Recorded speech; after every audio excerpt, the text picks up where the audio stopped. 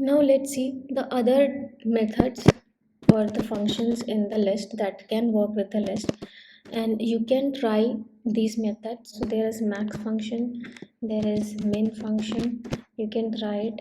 There is clear, we have studied about it, and we have insert also, we have append, we have extend, append, then we have extend is the other one.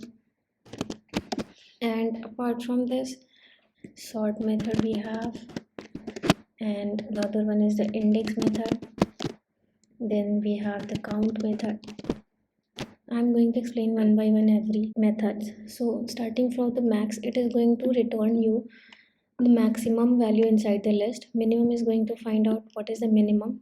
Clear is going to clear the items from the list. It is not going to delete existence of the list, but the list items will be cleared. Insert is used to update the items in the list with the proper index value you can specify here. Append is going to add the items at the last of the list. Extend is going to extend a particular list into the other list. Sort is going to sort the whole list, and it has different parameters also. Index is going to find out what is the particular index of the particular item that is present. Count is going to check and return the number of occurrence of the particular value. Suppose I'm writing here 12, so what is the occurrence of 12 in the list? So using count method we can check the occurrence of the particular item in the list. So these were the methods that runs in with the list.